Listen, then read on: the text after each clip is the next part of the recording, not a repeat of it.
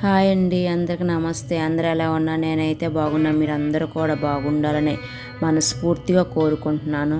ఒక మంచి వీడియోతో అయితే మీ ముందుకైతే తీసుకొచ్చానండి. ధనుర్మాసం వచ్చింది కదండి. ఈ ధనుర్మాసంలో శ్రీ వెంకటేశ్వర స్వామి వారికి ప్రత్యేక పూజలు అనేది చేస్తూ ఉంటారు. అలాగే ప్రత్యేకమైన పూజలు అనేది చేసుకుంటూ ఉంటాము. అలాగే స్వామివారికి ప్రీతికరమైన నైవేద్యాలతో పాటు పిండి దీపాలను పెట్టుకొని పూజలు అయితే చేసుకుంటూ ఉంటాం కదండి. ఈ ధనుర్మాసం అయితే మనకి ఈ రోజు నుంచే స్టార్ట్ అయిందంటే డిసెంబర్ 16 నుంచి జనవరి 16 వరకు అయితే ఈ ధనుర్మాసం అనేది ఉంది కదండి. అలాగే ఈ ధనుర్మాసంలో పూజ ఎలా చేస్తారు, ఏ విధంగా చేస్తే స్వామివారి అనుగ్రహం పొందుతాము, అసలు ఎలా ఈ పూజ చేయాలి అనేది తెలుసుకుందాము. ఈ వీడియో అయితే చివరి వరకు చూడండి ఫ్రెండ్స్. అలాగే ఈ వీడియో మీకు నచ్చినట్లయితే ఒక లైక్ చేయండి. లైక్ చేయడం అస్సలు మర్చిపోవద్దు. ఇలా లైక్ చేయడం వల్ల మరికొంతమంది 10 మందికి అయితే తెలుస్తుందని నేను భావిస్తున్నాను.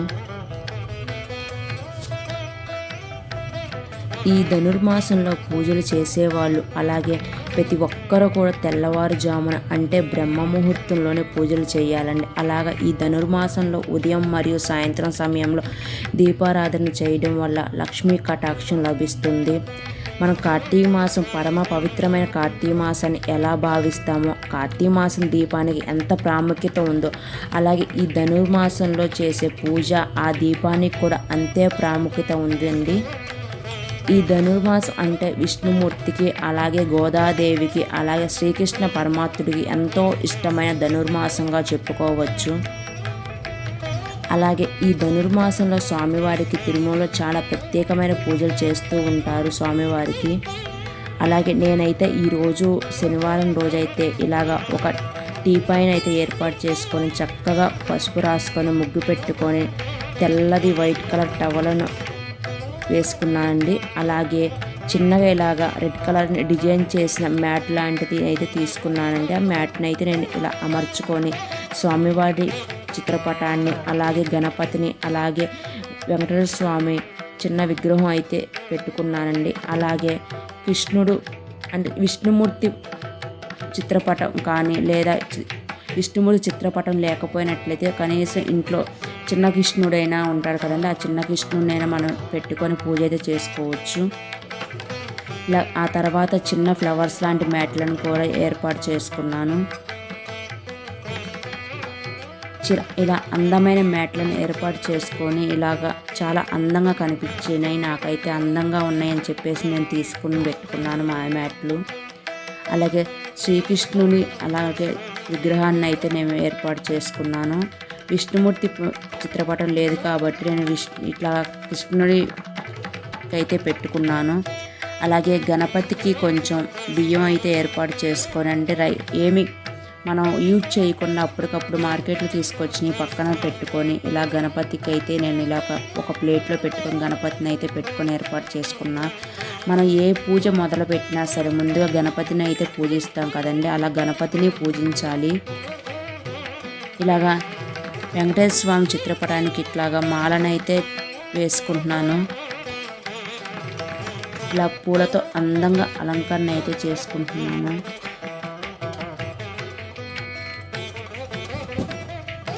అలా ఈ ధనుర్మాసంలో స్వామివారికి తిరుమలలో చాలా ప్రత్యేకమైన పూజలు చేస్తూ ఉంటారు. అలాగే స్వామివారికి ఈ ధనుర్మాసంలో స్వామివారికి తులసి దళాలతోనే కాకుండా బిల్వపత్రాలను కూడా సమర్పించవచ్చు. అలాగే తిరుమలలో సుప్రభాతం బదులుగా ఈ తిరుపావళిని సేవలను చేస్తూ ఉంటారు. ఎంతో పుణ్యమైన ధనుర్మాసంగా చెప్పుకోవచ్చు. ఈ మాసం అంతా కూడా ఇల్లు శుభ్రంగా ఉంచుకొని దీపారాధన చేయడం వల్ల లక్ష్మీ కటాక్షం అయితే లభిస్తుందండి. మన పురాణాలను కూడా చెబుతూ ఉంటారు. అలాగే స్వామివారికి తులసి దళాలను సమర్పించాను. అలా అందంగా అలంకరణ ఇచ్చుకున్నాను. అలాగే కృష్ణుడికి కూడా నేను ఇలా తులసి దళాలను అయితే పెట్టుకున్నాను.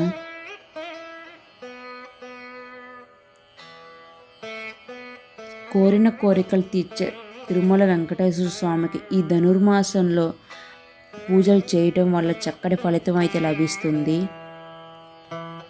అలాగే ధనుర్మాసంలో దేవాలయాల్లో ఒక పండగ వాతావరణంగా మనం చూస్తూ ఉంటాము. అలాగే దేవాలయాల్లో కూడా భక్తజనాలతో అలాగే కనిపిస్తూ ఉంటారు. ఎక్కడ చూసినా భక్తులతో నిండిపోయి కనిపిస్తూ ఆలయాలు అంతా విశిష్టమైన ప్రాముఖ్యత ఉంది ఈ ధనుర్మాసానికి. ఈ ధనుర్మాసంలో పూజలు చేయడం అంటే ముందుగానే ఇల్లంతా క్లీన్ చేసుకొని తెల్లవారుజామున తలంటు స్నానం చేయాలి. ఇలా గణపతికి నేను కొంచెం గరికను సమర్పించుకున్నాను. అలాగే తులసి దళాలతో అందంగా అలంకరణ చేసుకొని ఇరువైపులా కూడా చిన్న కుండీలు లాంటి ఏర్పాటు చేసుకొని ఇలా తులసి దళాలను అయితే ఏర్పాటు చేసుకున్నాను. ఇలా అందంగా అలంకరణ చేసుకుంటారు స్వామివారిని తులసి దళాలతో. అలాగే మాలతో పూలమాలతో చూస్తుంది చాలా కళగా కనిపించారు. అలాగే గణపతికి గరికను సమర్పించాక నైవేద్యంగా బెల్లం అయితే నేను సమర్పించుకున్నాను. అలాగే స్వామివారికి ముందుగా గణపతికి పూజ చేయాలి కాబట్టి ముందుగా గణపతికి పూజ చేసుకొని నైవేద్యం సమర్పించి దీపం అయితే పెట్టుకున్నాను. ధూప నైవేద్యాలన్నీ గణపతికి సమర్పించిన తర్వాత ఏ పూజ మనం అనేది స్టార్ట్ చేయాలి. అలాగే ఆ తర్వాత ఇరువైపులా నేను దీపారాధన వెలిగించుకోవటం కోసం అని చెప్పేసి ఇలాగ అన్నిటినీ సిద్ధం చేసుకున్నాను. ఇలా దీపారాధన కుందులకు అలాగే గంధం కుంకుమ బొట్లను పెట్టుకొని అలంకరించుకున్నాను.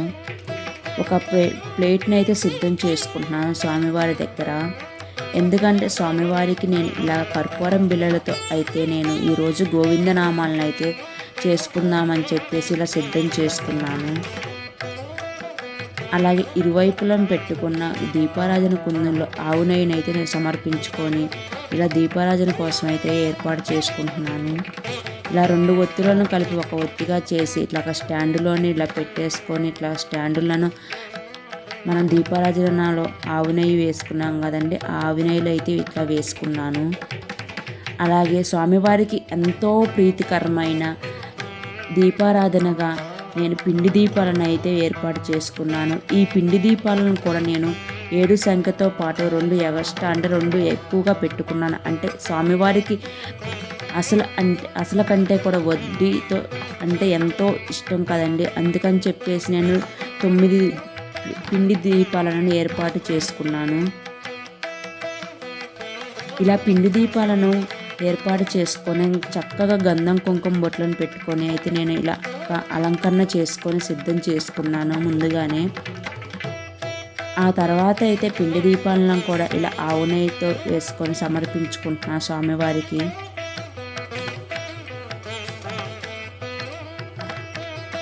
అలాగే మనము పూజ చేసే ముందు అంటే చిత్రపటాలను శుభ్రం చేసుకొని అలాగే విగ్రహాలను ఉన్నా కూడా శుద్ధి చేసుకొని చక్కగా గంధం కుంకుమ బొట్లను పెట్టుకొని అలంకరణ అయితే చేసుకోవాలి. మనం కలిపే గంధంలో మరియు పసుపును కలిపేటప్పుడు నీటితో కాకుండా ఇలాగా రోజ్ వాటర్ను వాడుకుంటే చాలా మంచిది. అలాగే సుగంధ పరిమళంగాను మంచి సువాసనగా చెప్పుకోవచ్చు. అలాగే మనం పూజ గదిలో ఎప్పుడూ పసుపు కుంకుమలను నిండుగా ఉండేలా చూసుకోవాలి. అంతే నిండుగా కూడా మన ఇల్లు ఉంటుంది, అలాగే కళకళలాడుతూ ఉంటుందని చెప్పుకోవచ్చు. ఆ స్వామివారికి అలాగే లక్ష్మీదేవికి కూడా పూలతో అందంగా అయితే అలంకరణ చేసుకున్నాను.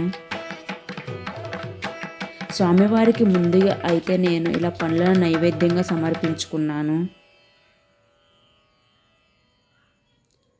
ఆ తర్వాత అయితే ఏకహారతితో కానీ లేదా అగరబత్తులతో కానీ ఇలా దీపారాధన అనేది చేసుకోవాలి. కోరిన కోరికలు తీర్చయ్యా తండ్రి స్వామి అనుకుంటూ మనసులో కోరుకుంటూ స్వామివారికి ఇలా దీపారాధన అయితే చేసుకున్నాను.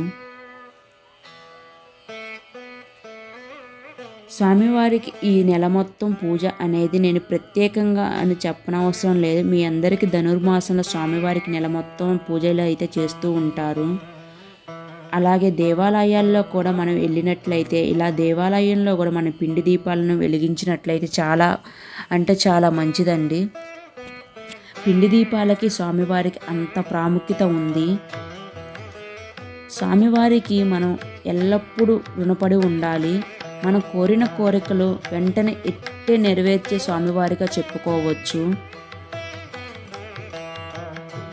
అలాగే ముందుగా గణపతికి అయితే అగరబత్తులను నైవేద్యంగా, అలాగే అగరబత్తులతో పాటు నైవేద్యంగా అన్నీ సమర్పించుకున్నాను. ఇలా స్వామివారికి కూడా అగరబత్తులను అయితే ధూపం నైవేద్యాలు అన్ని సమర్పించుకున్నాను. ఎన్నో కుటుంబాలను గట్టెక్కించిన స్వామివారిగా చెప్పుకోవచ్చు శ్రీ వెంకటేశ్వర్ల స్వామివారిని. అలాగే కర్పూరం బిళ్ళలతో నేను ఇట్లాగా 108 కర్పూరం బిళ్ళలతో అయితే గోవిందనామాలతో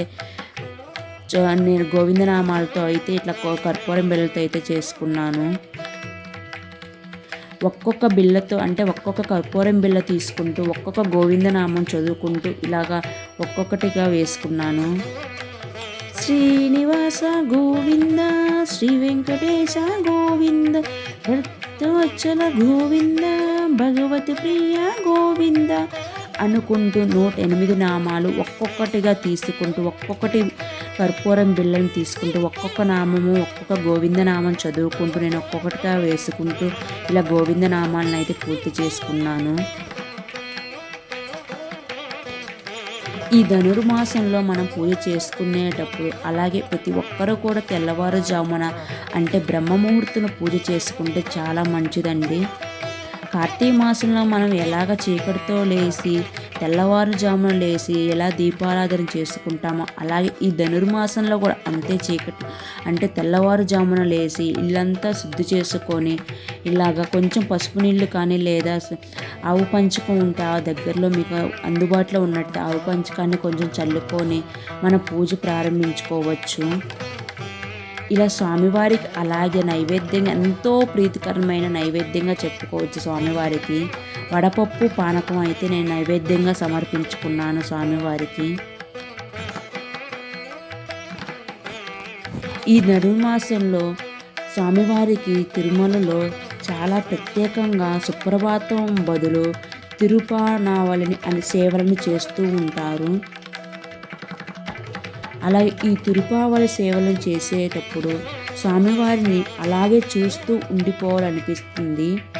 ఈ తిరుమలలో ఈ ధనుర్మాసంలో భక్తులతో చాలా నిండిపోయి రద్దీగా ఉంటారు. దేవాలయాల్లో అయితే మరీ ప్రాముఖ్యత అయితే ప్రత్యేకంగా భక్తజనాలతో బాగా నిండిపోయి ఉంటారు. శ్రీకృష్ణ పరమాత్ముడికి అలాగే గోదాదేవికి అలాగే విష్ణుమూర్తికి ఇలాగే వెంకటేశ్వర స్వామికి ఈ నెల మొత్తం పూజలు అయితే చేసుకుంటూ ఉంటాము. ఇలా నైవేద్యాలు దీప నైవేద్య అన్ని స్వామివారికి సమర్పించుకున్నాను. అలాగే ఈ ధనుర్మాసంలో ఈ తిరుమల వెంకటేశ్వర స్వామికి అలాగే గణపతికి నేను కొంచెం ఎరుపు రంగు అక్షింతలను అయితే సమర్పించాను. ఆ తర్వాత స్వామివారికి ఇట్లాగ కొద్దిగా అక్షింతలను తీసుకొని నేను దీపారాజన చేసి ప్రతి ఒక్క దగ్గర కొంచెం కొంచెంగా అక్షింతలను అయితే వేసుకోవాలి.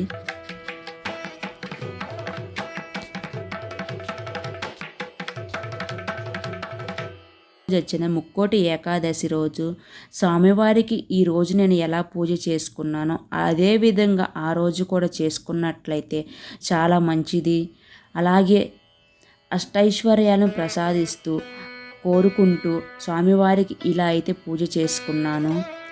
మీ అందరికీ ఈ వీడియో నచ్చిందని అనుకుంటున్నాను. ఈ వీడియో నచ్చినట్లయితే తప్పనిసరిగా ఒక లైక్ చేయండి, షేర్ చేయండి.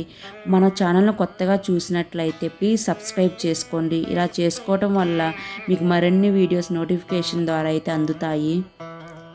మీరు ఒక లైక్ చేయటం వల్ల మరొక 10 మందికి తెలియజేస్తుందని చెప్పి నేను భావిస్తాను.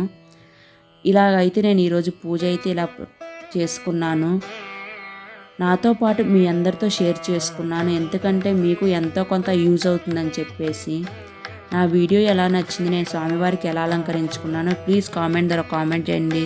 Thank you for watching. Bye bye.